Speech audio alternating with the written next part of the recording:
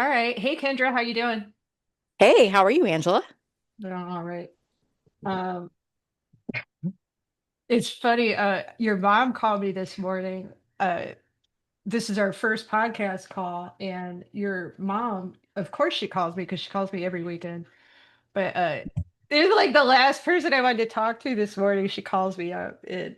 I just got off the phone with her. It was like 2 hours. She's like, Angela, I heard about this little podcast, like you and Kendra are going to be doing. What are you guys going to talk about? I was like, oh no.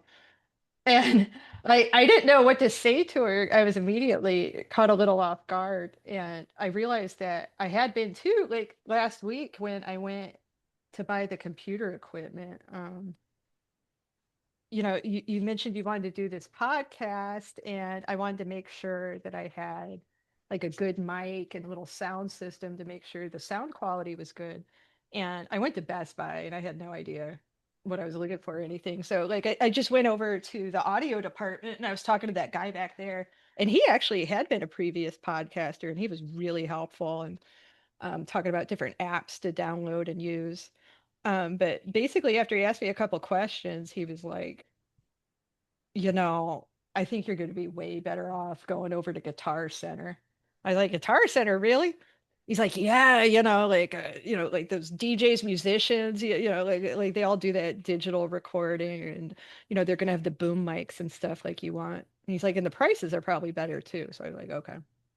And I went over there, and this guy was super helpful. He was a little younger and just so upbeat and energetic. He's like, "Oh yeah, so you're going to be getting into podcasting? Like that's so awesome." He's like, "I love podcasts. I listen to them all the time, I think millennials and Gen Z, I feel like they're absorbing a lot of their information like that. So it was kind of cool to see him so engaged. And he was like, "So what's this podcast about?" And I looked at him and I was like, childhood trauma? And he's like, oh. He's like, do you have a psychology degree? And I was like, no, I have an MBA. He's like, so what's this podcast going to be about? And, I hadn't really thought about like the hook or selling it to anybody yet, because we were just buying our stuff and, having our conversations ourselves. So I just looked at him and I was like, well, I was a child who went through trauma, and I grew up with my cousin, who also went through trauma. So we're going to talk every week about our childhood trauma and, maybe throw in some macabre jokes, and laugh at some inappropriate shit.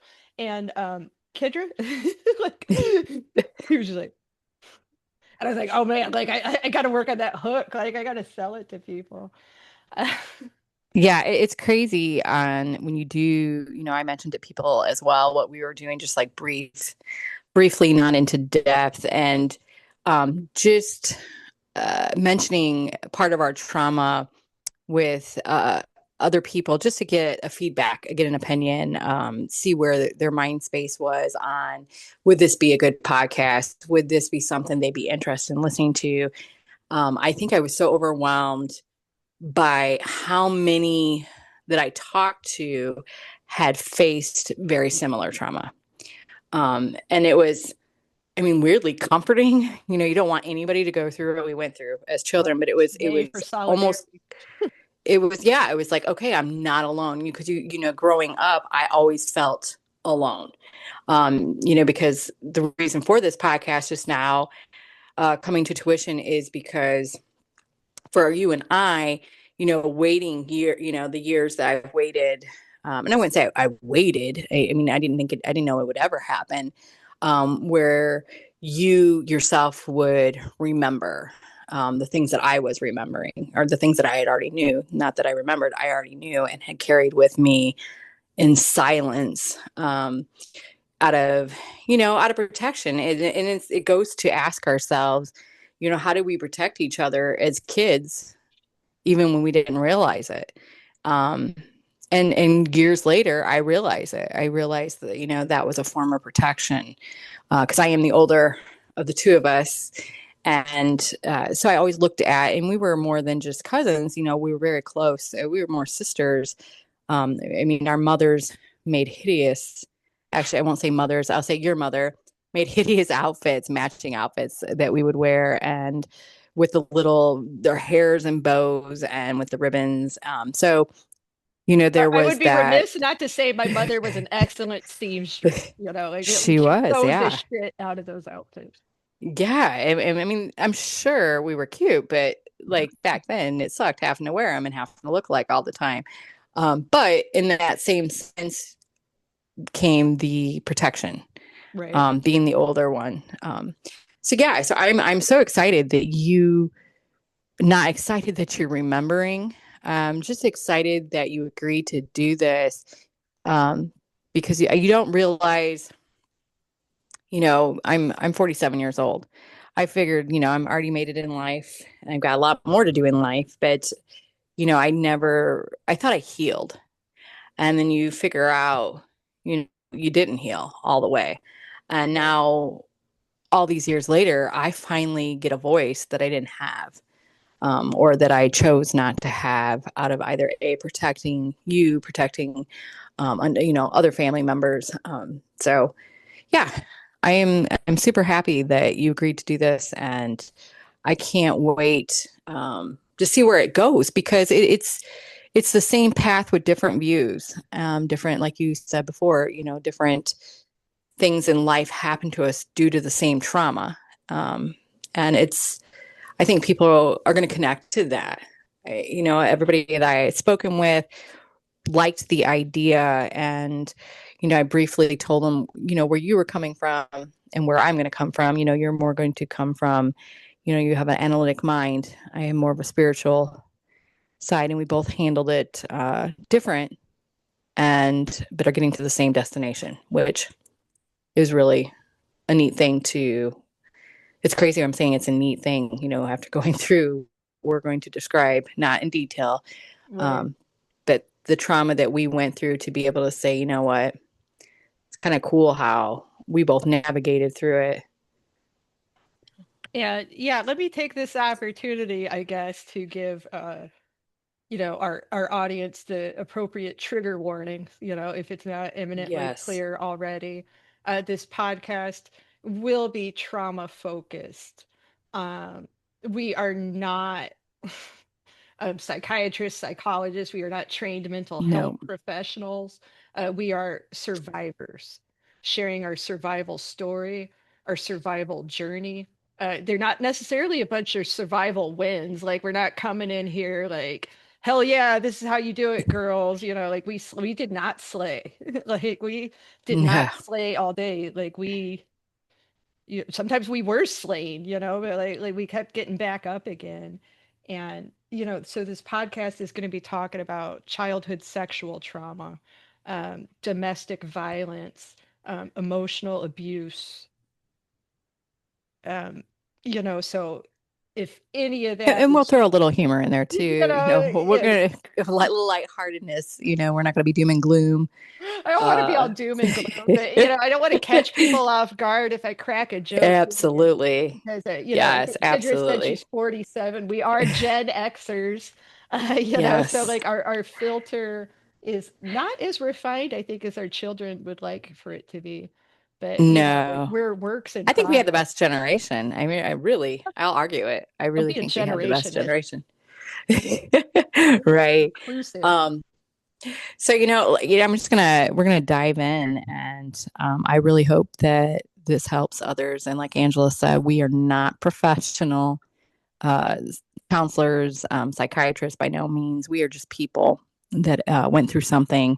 And if how we handle it helps you, it's a win for us. Well, That's our goal. what I was thinking about Kendra, like I don't know, I'm going through perimenopause. Like that's the biggest Welcome. struggle in my life right now.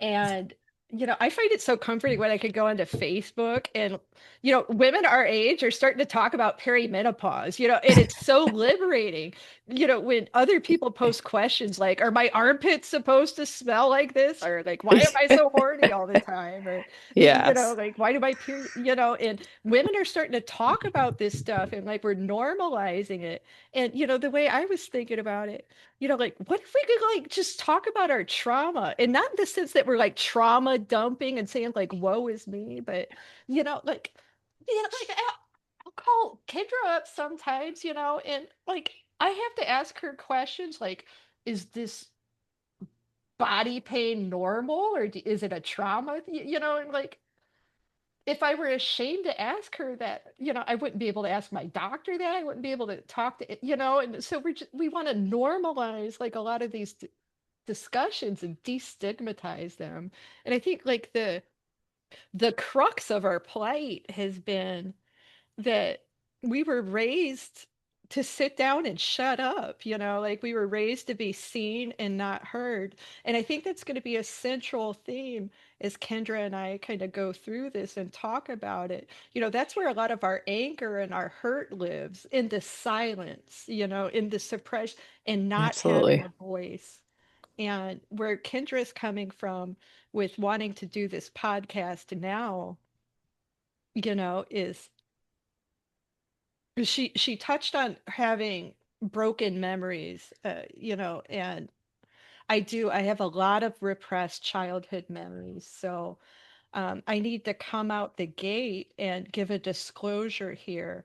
Um, a lot of the things I state are going to be a combination of medical facts, of eyewitness accounts from adults, in inference and body memory, and just because those images don't always live in your head or you can't remember the words that are said, that doesn't mean your body doesn't remember.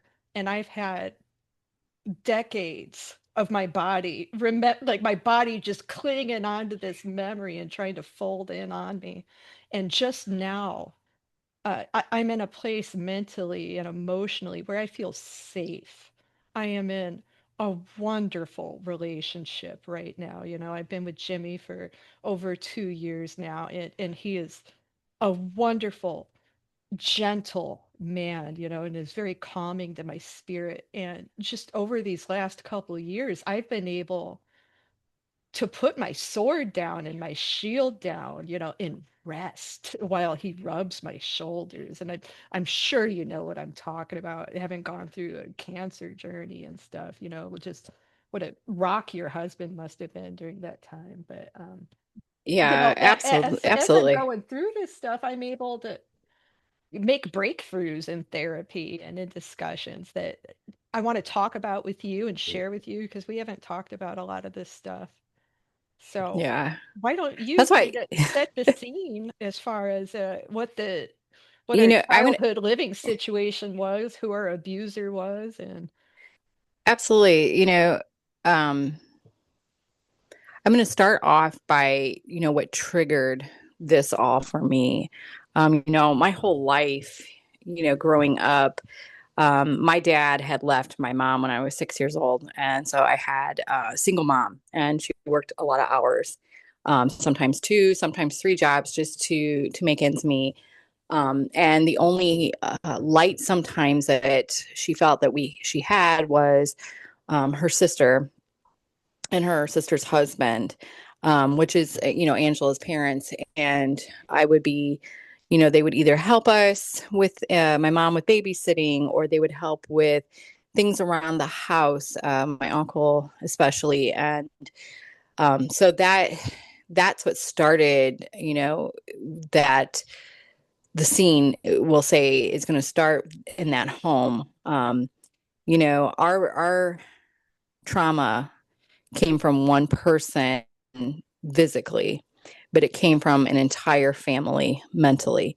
And that for me, years later, when I was diagnosed with breast cancer, I was diagnosed in 2010, and then reoccurrence metastatic in 2019. and I am more of a spiritual route person. So I wanted to know, I knew the physical causes of cancer. I knew, but I was healthy. I ate nutritional Well, were you food, like a and physical trainer at the time? yeah, Like I you was a had never been in better shape in personal your life. trainer, ran But 32 years marathons. old the first time, weren't you? Yeah, 32 years old the first time. And then in 2019 was the second time. And that's when 2019, it really hit. What is causing this? I'm eating right. I'm doing everything right.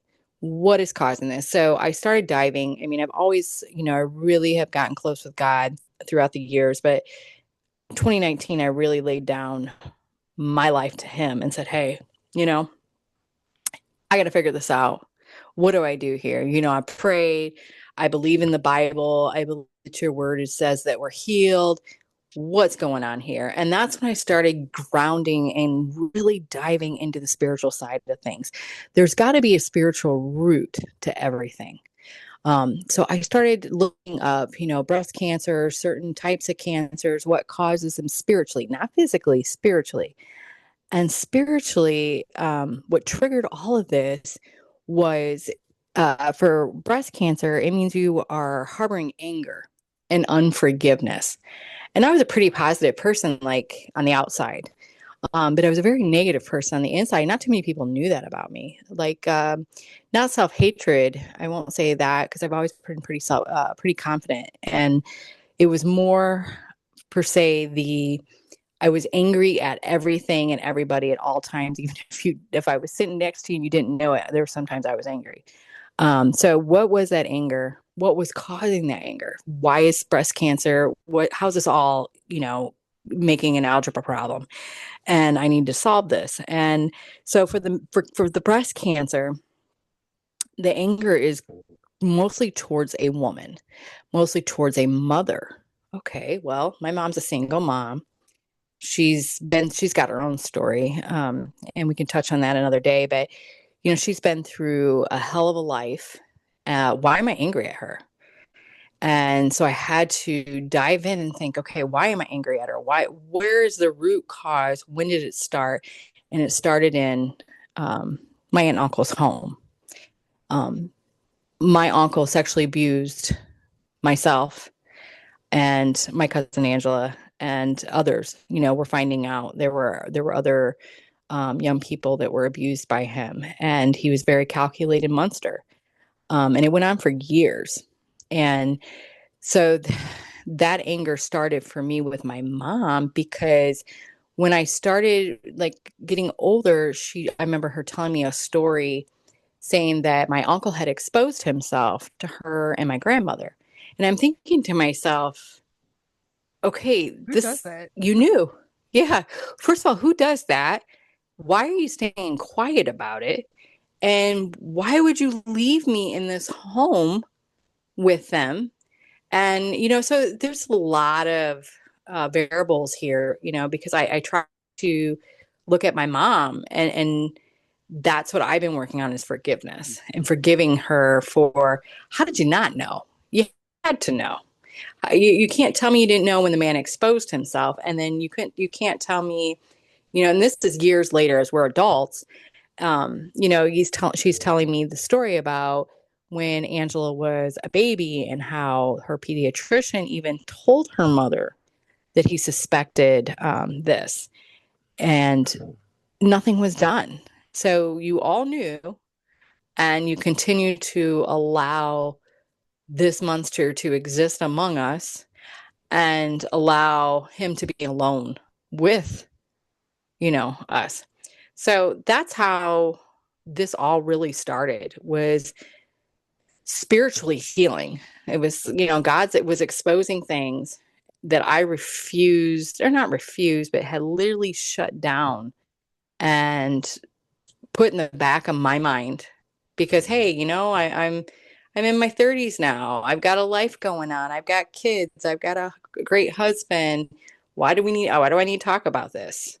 And I didn't realize that hurt was all there. Then it had created anger and it created bitterness that led to my disease. That is the spiritual root of breast cancer. And that was my root cause. So that's what kind of got the ball rolling here. And then I'm thinking, okay, I can't talk about it because even to this day, neither one of our mothers will allow it to be discussed. We come from, that generation Because to be of the clear, the children. man molesting us was my father. Like that was Yes, the yes, thing. yes. That's, but our mothers chose, a spiritual route as well, which great. I'm glad you chose God. Angela knows I am a big, big, huge Bible thumper, Jesus freak, whatever you want to call me. I will never shut up about the gospel because it did ultimately save my life. But I am also a person, you agree or disagree, that yes, God can heal and yes, God can make your life better, but you got to meet them halfway. And when I look at our moms, I look at them and I love them. But I have years of anger that I'm still even to this day. I can't tell you I'm fully there, but I'm almost there. I think these conversations are going to help. But they put their stock in God, which is great, but they don't want to do the work of meeting him halfway and allowing. You can't heal the past unless you're willing to talk about the past. You can't just erase it. And it might work for one person, but it does not work for everybody. And That's I something I think that's argue with where, your mom about all the time. yeah, and I think that's where the anger came from, was you're wanting me to just, you know what, God forgive him and move forward. That's not how this is going to work.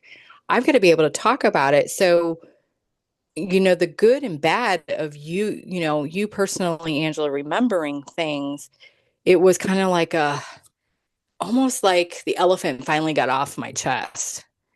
And I was allowed to talk about it with somebody who would not only listen, but also experienced it. And I could finally say, okay, I protected her, all these years, and I've protected her mind, but now her mind is ready. And that it kind of opened the floodgates for me to say, like, just breathe.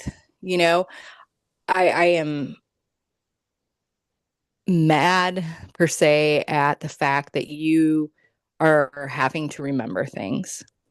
I'm mad that the memories are flooding back, but at the same time, I don't feel alone anymore. I'm sorry that you So, did. well, no, it wasn't your fault. I mean, it was your dad's Sorry, it was fault. my dad. Yeah.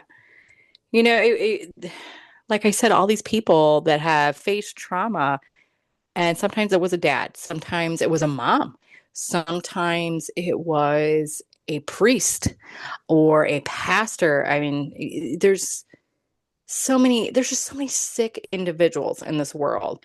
And I'm so tired of adults silencing kids. Listen, let them talk, let them speak, and quit telling them to forgive and forget. No, you can't change the trajectory of where you're going until you fix where you came from. And that's kind of what, because I have a lot of hiccups, even though my life is great. I have a great husband. I have amazing children that we can, talk sometime about them. But there's still hidden things, there's still hidden triggers that I have to face. And I've had to face, you've had to face, and you are facing, and that need to be brought forth and said, okay, here's what happened. Let's talk about it. And let's talk about how you're dealing with it, how I'm dealing with it. And let's move on. Then we can move on. Then I can forget. Then I can, maybe possibly forgive 100%. That's what I tell your so to be clear here, I'm not in a speaking relationship with my mother. We've had this is all kind of fallout from the trauma, but I have recently become reacquainted. I don't want to say reacquainted, but like regularly talking to your mom. And it's funny, like I've always been closer to your mom than my mom. And I don't know if that pisses you off or makes you jealous or It anything. actually helps me. because everybody that knows my mother, for our podcast listeners, if you don't know my mom, she's an amazing, amazing lady. Has her own amazing stories, but that's just it. She has so many stories, So many and stories, and she'll tell the same ones every yeah, week, for a the couple. same ones, and you just are like, Sometimes I put my phone on speaker, and I just go around and clean the house and make sure every like 5 or 10 minutes, I'm like, and Well, I forget, like I was nervously pooping. Like that's one of my trauma symptoms, like I'm a nervous pooper. I'm like a poodle, like you scare me, I'm just gonna shit in the middle. So I've been up since like 2:30 this morning, just pooping my brains out. But like your mom calls me and I'm like, oh my God. And she was on the phone so long I had to keep putting her on mute. I was like, well, my stupid brain shit. No, but yeah, but I am really nervous because like I don't want to hurt anybody in our family by on one hand we say like we don't care, but like on the other hand you do care. And here's the thing, there are other people who have definitely been hurt, that we can't name, we can't talk about their stories because they're not our stories, they're their stories, and it yes, would be wholly inappropriate for us to just and I want to protect the anonymity of, a lot of people in our lives. And I've reached out privately to some people and let them know like, hey, I'm going to be doing a podcast. This is what I'm going to be talking about.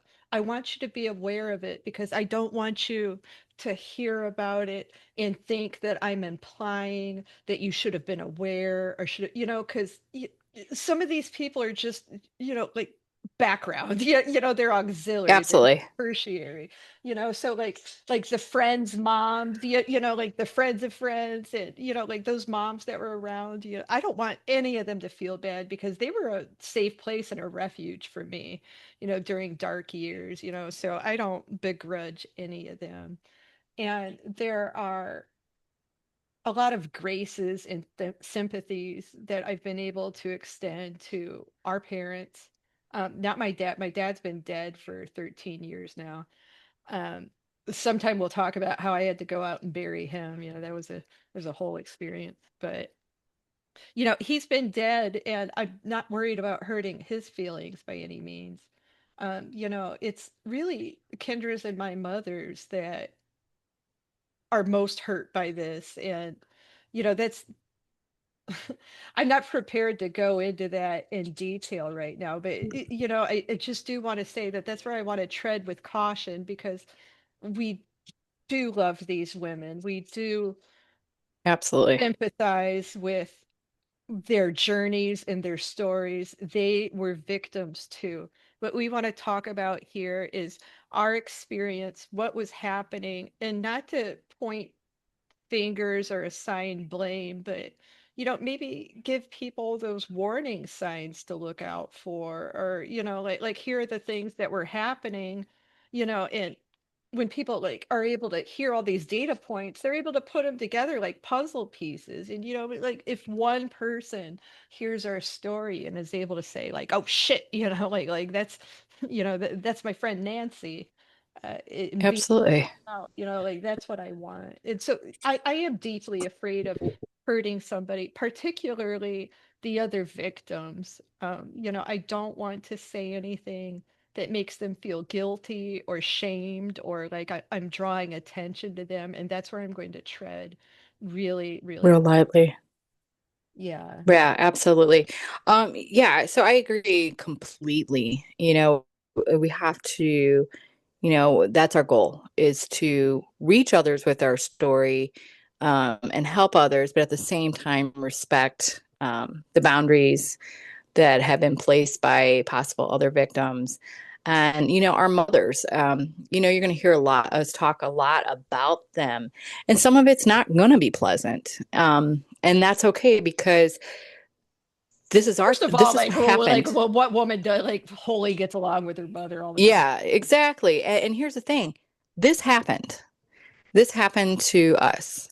And we have been silent for so long and been told to forgive and forget for so long. Give it to But I will God. never give it to God. But I'm never going to Right. rob a person of their story. And that's what I felt has been happening for years, or compare, well, I've been through this. Listen, we've all been through some shit, literally. And I haven't met one person on earth who has not gone through something, maybe not the abuse that you and I went through, but they have gone through something on a different level that maybe we would be like, oh wow, that's crazy. You don't know. That's why you always have to allow people to have their story. And for me personally, I always go with the theme, God is going to get the glory in my story.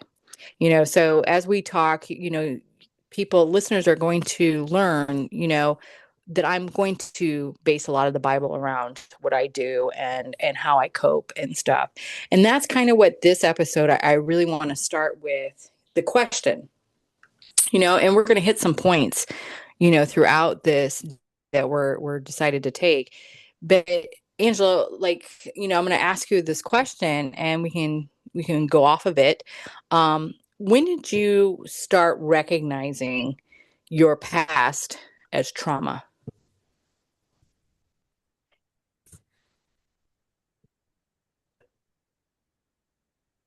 I knew, sorry, obviously this show is not rehearsed or scripted, so No, I should absolutely like some not. real time pause here. Um, I was really angry with my parents like the whole time I was a teenager. Um, my if you asked me 5 years ago what I remembered about growing up, I wouldn't have brought up any sexual trauma. I would have told you that my parents didn't love each other. I would have told you my dad was a narcissist. He liked to be the center of attention. He had to have his ego stroked all the time. He had to be waited on hand and foot. Um, I would describe my mom as like a disgruntled, subservient housewife, like the consummate boomer housewife. She kept a clean house, like your mom too, they kept an excellent clean house, cooking. My mom sewed, she had her own garden. She was meeting all the wickets, of stuff she was supposed to do for the kids, but like it was an emotionally volatile environment, like my dad wasn't around. He worked second shift, and that's how he was able to abuse Kendra and me. We were left in his care in the mornings, while our mothers were at work, until we went on the school bus, so like my dad, he wasn't really around because he worked second shift, so he was more like the boogeyman, and I would only see him on the weekends. So, for a lot of the week, it would feel like yeah, I know I didn't have a single mom and I didn't live like you. We weren't, as poor as you guys were, sorry to, use the P word, but, Oh, like absolutely. No, it's weren't part of poor like my you past. guys. But it felt like I had a single mom in the sense that she was doing like all the parenting, and she was obviously like super overloaded and frazzled. And so it's just like she was super short-tempered, and you could never really tell what was going to set her off, like she was very unpredictable. Like maybe one day I would like crack a joke that she would snicker at, then another day like she'd give me a fat lip, like she was pretty quick to slap. So like you just never knew. So I remember as a teenager just always feeling like I was walking on eggshells around the house. But I moved out when I was 18 and I went to college for a couple of years. And then I ended up moving back in with my parents for a hot minute and my mom kicked me out of the house. We could get into all this later, but like I joined the Our- military like I was 21, and I was in A school in the military. I was in my training. And I remember I called my parents. I called to talk to both of them when I was in training for the Navy, and I said, like I talked to each one of them. I talked to my dad and my mom first, or I talked to my dad first and then my mom. But I basically said the same thing to both of them. I said, I carried a lot of anger and resentment toward you, as a child, and I'm an adult now. I've moved out. I'm in the military. I'm starting my life. I said, I'm ready to start this life free of anger. And I want you to know that I love you and I forgive you. And I don't know if I ever told you that, but I called, I was 21 years old, and I called both of my parents and I told them that they were still married. And, when I talked to my dad, uh, I didn't remember like all the other stuff, and he was very reverent, and kind of somber, when I told him that. And he said, Well, Angela, like that means a lot to me. And um y-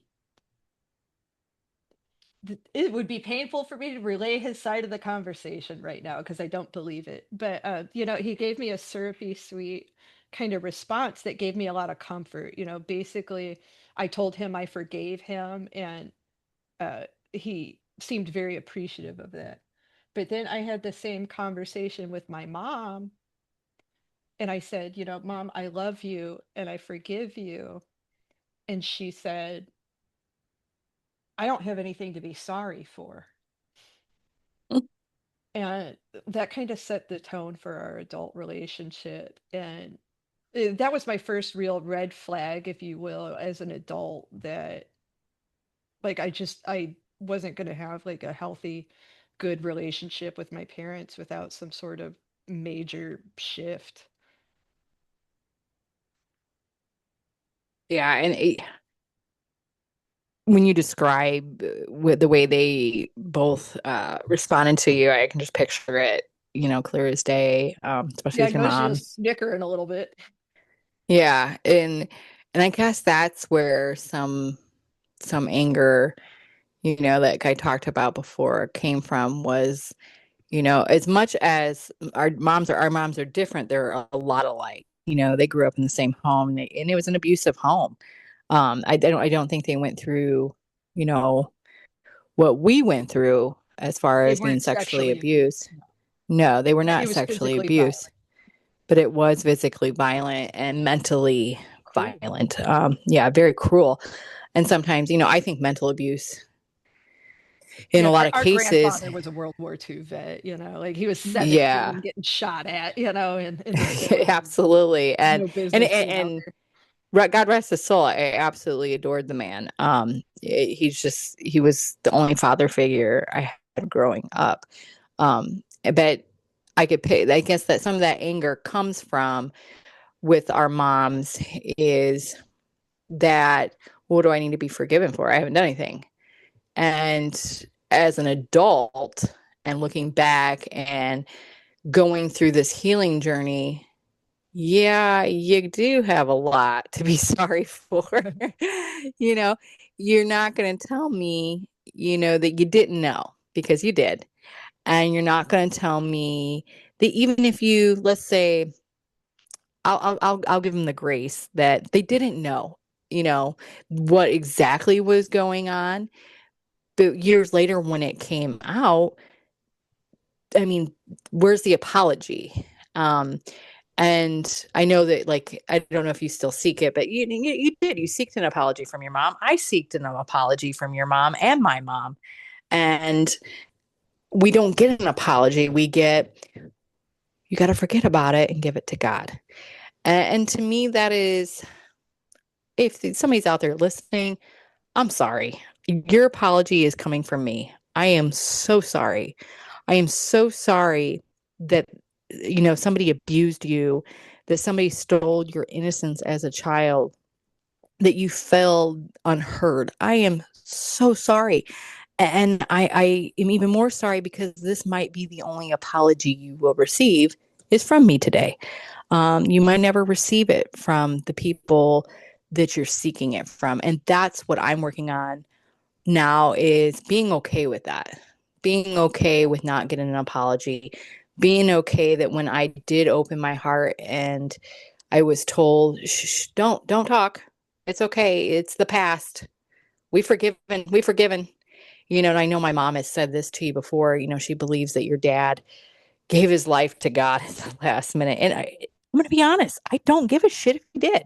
I really don't. I just don't. And this is an honest podcast. And God knows my heart. And I don't have hate anymore because I have really been working on that. It's the whole hate thing because that is the root cause of cancer, my typical cancer. But I am not going to sit here and talk into this microphone and lie to someone and say, oh, that's great that he gave his life to God. And I hope he's in heaven dancing with the angels. I don't care. I don't care. If he did, good. Good for him. If he didn't, good. Good for him. He's getting what he deserves in hell. And that's something though I do want people today before we walk away from today, our first episode is your apology. You're owed one. And I'm going to give it to you. I'm sorry. I'm a little verklempt. Well, I felt like you were apologizing to me too. Like, I got a little sad. Absolutely, I am. I'm sorry. I'm sorry I didn't. Um, I'm sorry that you're having to deal with the things that I've already dealt with. And you're getting the luxury of dealing with them this later in life. But there's a reason for it. There's a reason. And we'll get into that in our next episode, of how this affected our lives. I just wanted to start with the recognizing the trauma. So for you, it was in high school. For me, that, I recognized the trauma in 2019, as I, sat on, I've told this story quite often. I don't know if I've ever told you, Angela, but, as I sat, I was diagnosed with the reoccurrence, the metastatic. They had just done a biopsy, and we had a vacation to Gatlinburg, Tennessee already planned. And I was like, I'm going. I'm not gonna literally, like, we were leaving 2 days after the biopsy. And so we went down there, and that was when, I'm asking myself the same question, when did I recognize that my past was trauma? Was when I sat on the side of a mountain in a cabin, and I was the first one up. The kids were sleeping, Justin was sleeping, and I was sitting on the porch looking at the mountain with my cup of coffee. It was like 6 o'clock in the morning. And I just had that, I'm going to call it the Jerry Maguire moment, where it was like, So who's aha, coming with me, or you had me at home? yeah, Like which one? yeah. Or show me the money. There's a lot of No, great moments in that. who's yeah, like who's coming with me? Like the aha moment of, I was sitting on the side of the mountain. I had my cup of coffee, and I was just sitting there thinking about life because mine was about to end. If you're going off medical terminology, I shouldn't be sitting here today. And that's another story for another day. But I remember asking God, okay, what's the root of this? I'm doing everything right. And when the hatred came out and the bitterness came out, it was towards a woman and towards mostly likely a mother or a mother-in-law. And my life is so blessed. I have two mother-in-laws and a mother. So I'm like, well, which one am I harboring hate towards? And, that's when Well, you I got all had those to just, stepmothers too. yeah, I do. Yeah. I have an You got amazing like stepmom. seven moms. Yeah. I had like 7 moms, but now I have my bonus mom, which she's amazing. And she's got her own stories too. But, I remember sitting there and I remember saying, after coming to the realization, it's my mom. And I'm thinking to myself, why would I hate my mom? And I've always been short with her, and I'm still working on that to this day. Like I am You brought it up on the always, phone today. You really hurt her feelings sometimes. I do, yeah. I'm very short with her. I'm very, I have a hard time connecting with her, and I'm working on it. Like I tried, like even like last night, and we went to lunch yesterday with some friends from that I had grown up with, and she was friends with the mom, so we met them for lunch. And even today, there's things like I just want to crawl underneath the table when she opens her mouth sometimes. And it's nothing bad. She's not saying anything bad, but there's still that the thing that I'm working on and working through is letting everything go and really starting over with her, and not harboring these feelings. So, that's in 2019. That's when I recognized, why I was mad, why I was mad at her, and why I blamed her. And it was because she dropped me off every morning because she had to go to work, and that was her only outlet for a babysitter. Um, to catch the school bus. And I got dropped off early. It was like 5 a.m. And your mom was a bus driver, so she was gone. And so we were alone with your dad. And, this went on. And every morning it was like clockwork. And I dreaded it. You know, I wasn't a good student. I didn't have good grades. I didn't have, um, I just, because there was so much, looking back, if I knew that little girl, my God, my heart just breaks for her.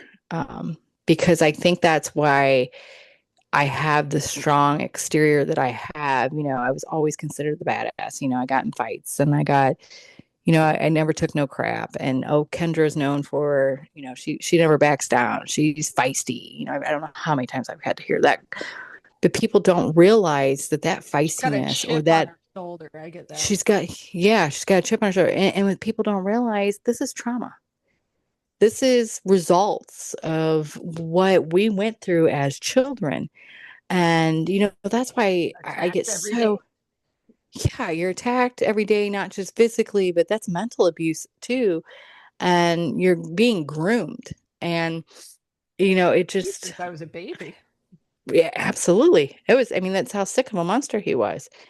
And that was that time in 2019 was my opener. Like, okay, I've got to deal with this.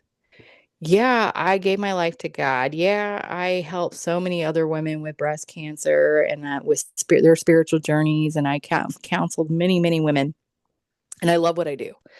Absolutely love it. But I need fixed. Everybody knows this outside version of me, of Miss Positive. I was posting quotes every day on Facebook, the positive. And I, like, my mom would even call me. She's like, "Oh, these people just love your quotes." And I've had other women, I they'll, live for the nasty ones. Like those are the days like I'm all excited to log into Facebook because she had it. yeah, yeah, right. Half the time I'm not mad at anybody. I just love. It's either 9 times out of 10 if I have a nasty post, and they're not nasty. We won't say nasty. It's more of a. No, it seems like they're directed at people sometimes. They're directed. Yeah, they are.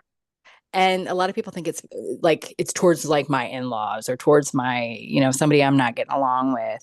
And to be honest with you, it's not. It's towards I carry other people's anger. Yeah. And then it's a flaw I have. So like if somebody calls me and tells me, that somebody was mean to them and stuff, that's what those posts are about. It is nothing that directly happened to me. I'm always very careful with posting what directly happens to me because I don't want to look like the bad guy, like I'm attacking somebody.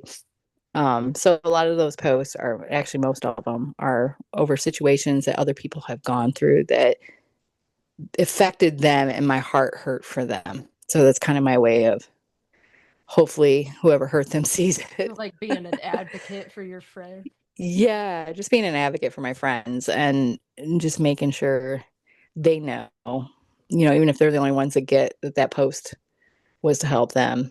But no, so there's this positive persona that I have given off for many years. And I am a positive person. Otherwise I wouldn't be sitting here. Because you have to have positivity when you go through cancer or any other kind of life-threatening disease. But deep down inside, I was an angry, angry child. Even up until, 2019, I was angry. And that it wasn't an angry adult. It was that child that never was heard, that never got healing, never got, and I know, I guess I've always told you this too, because our mothers have been good at it. And God bless them. But it's like a victim mentality. I never wanted that. Like, I didn't want to say, "Oh, poor Kendra, she was molested," or "Poor Kendra, she had cancer." I never want that. And I think that's why I really tried to put on the charm in social media when I talk to people, is turning on that charm of, oh yes, you can be free, da da da da, you can be healed, da da da, Right.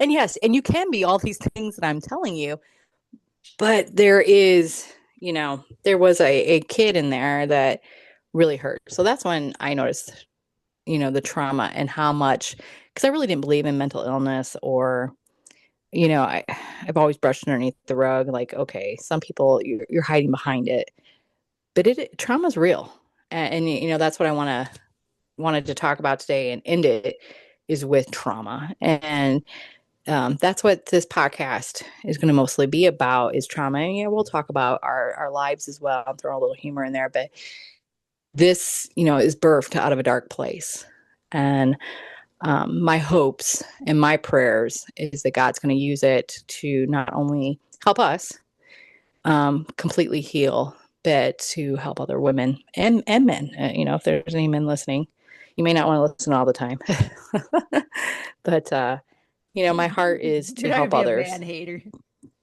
Yeah, not trying to be a man hater, but yeah. So I appreciate you today taking the time.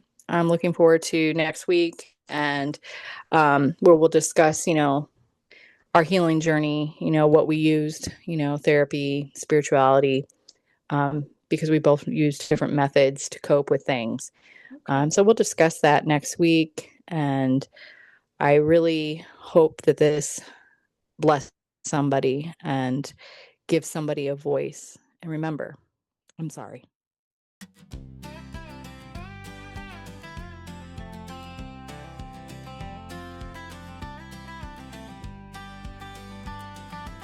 Come on in and grab a seat. There's no better place to be. Two Midwestern Gen Xers emotionally stunted. Subtlety was not part of our upbringing. So here we are in all of our glory, country crocked. I can't believe it's not better.